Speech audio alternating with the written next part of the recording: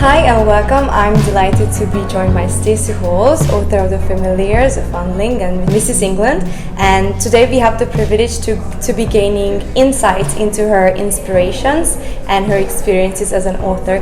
Thank you so much for joining me today. Thank you for having me. My first question is, your novels often explore historical settings, and I was wondering what drew you to historical fiction itself, and how do you go about researching these very specific periods of time? Ever since I was a child, I've been fascinated by particularly ordinary people, particularly servants. I would always, if I went to a historic home, I would always be far more interested in where the servants lived and worked and what they did. So history has always been populated with people for me, it's not this intangible thing. And I love hearing about the stories of ordinary people rather than, the kings and queens.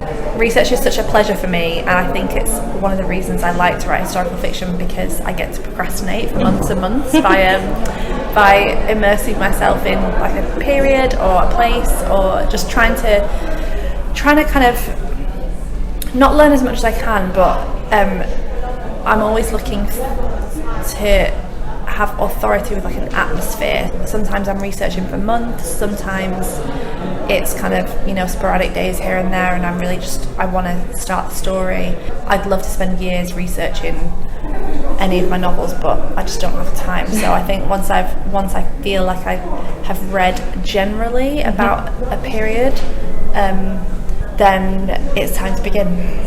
The Familiars delves into the rich trials of Hill.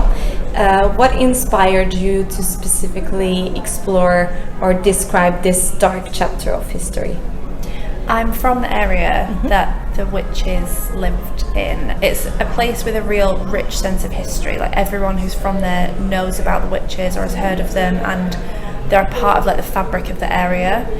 Even the bus is called the Witch Way and has a witch on the side of it, and my uncle is a toy manufacturer and makes witches for the gift shops in the area. So it's very much part of the area in quite a reductive way. It's a bit of a gimmick, a bit of a tourist attraction. And I think it's easy to forget that actually these were real people who were prosecuted and lost their lives. So I guess I came to the story with that. It feels like a very personal story to me, being from the area that it's set. And how do you balance historical facts, and how do you balance fictional elements? The story is more important than the historical accuracy, and that doesn't mean that I don't respect accuracy, but I have to work out what the story is first, and that can't be at the cost of I'm not rewriting history here. I'm not trying to do a true and faithful account of the events of whatever happened in 1612, because I don't think anyone really knows exactly what happened. You're never going to know everything about a time before you begin. No one does. Accuracy is obviously crucial, but it can't be to the detriment of the story. Your books often touch on themes of identity, motherhood, and the expectations of society. And how do these themes resonate with you? That's my question. They resonate a lot more now I'm a mother. So I wasn't when I wrote the first three. The area of history I'm most drawn to is women and children anyway, and the kind of small spaces that women occupy. That we've historically led quite limited lives in terms of opportunity and careers and just life experience, and I find those small spaces a lot more interesting to navigate than the opportunities and then the sort of rule breakers. The tension that domestic life offers, it is such a great stage to set any sort of drama, because kind of the smaller it is, the kind of more dramatic it can be. I haven't read my own books back, but reading them back now, no. Really? No, I would never read them back. Once they're done, they're done. Okay.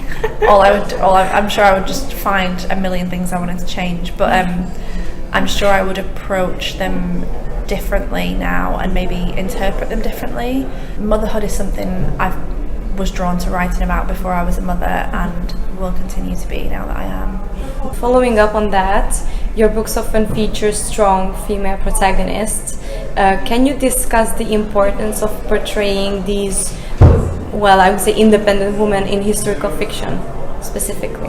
Yeah, I just think we haven't heard from the women in history. We don't know what they were thinking. We don't know what they were doing. When we know what they were doing, they were at home with their kids. Yes. I'm drawn to particularly, I think, people who kind of live on the margins of society, and that does tend to be women. It's really important to me to kind of give them a voice. There's something quite radical about that for some reason, about telling women's stories. And it shouldn't be, and just because they didn't, land on the moon first and, create laws or whatever, doesn't mean that they're not endlessly fascinating. If you could choose one message or emotion for your readers to take away from your books, what would it be? Good question. Thank you. Probably perseverance. I think that's a pretty good life lesson. Resilience. Resilience or perseverance, yeah. Can you offer any insight into your upcoming projects and future novels? What can readers expect from your book, for example, The Household, that's upcoming next year? The Household is out next year. This is my first Victorian novel, which I'm really excited about because it's my favourite era, and I was waiting to find a really good idea to write something set in the Victorian era, and finally I had it. The idea came to me when I was reading Claire Tomalin's biography of Charles Dickens. In the 1840s, at the peak of his fame, he set up a home for fallen women, a kind of refuge for women who he thought he could help give a better life to. So he sort of chose these women himself. He combed prisons and workhouses and hospitals and infirmaries and found like homeless women and sex workers, and they were all young, and he kind of invited them to live at this house and taught them skills and have essentially a second chance at life. And I just thought that was such a great premise. I couldn't believe no one had written about it in a novel before.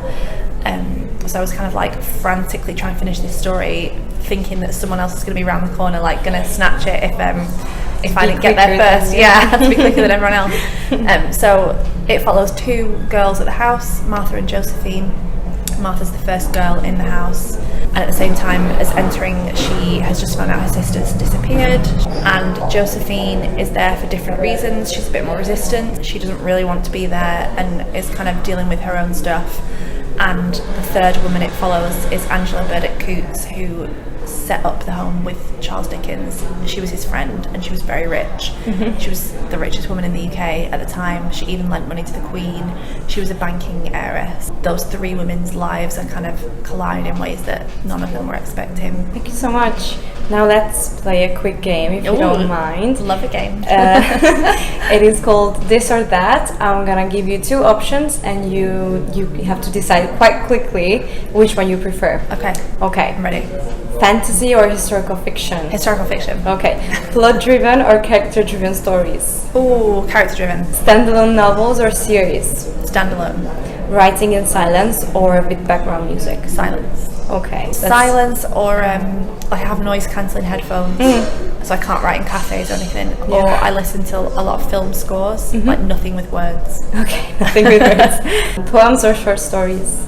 Poems or short stories? Neither. Neither, okay. Short stories if I had to choose. Using an official or an unofficial bookmark, meaning a tissue or a train ticket? Oh, unofficial. Unofficial, yeah. Okay. What do you use? At the moment, I've got a press release as a bookmark in the book I'm reading currently. Yeah, okay. They're pretty handy. One at a time or multiple reads? Multiple. E-reader or physical book? Physical. Read first and watch after, or watch first and read after? Ooh, read first. Morning writing sessions or night writing sessions? Morning. Writing with a specific word count goal or writing until inspiration strikes? Always a word count goal. If I only wrote when inspiration strikes, I would never write. Okay. You would be doing research. Yeah, exactly. Okay. I try and do 1,000 words a day. It used to be 2,000, but I can't do that anymore. It's 1,000 words a day. Thank you so much for playing and answering my questions. Thank you. And thank you for watching.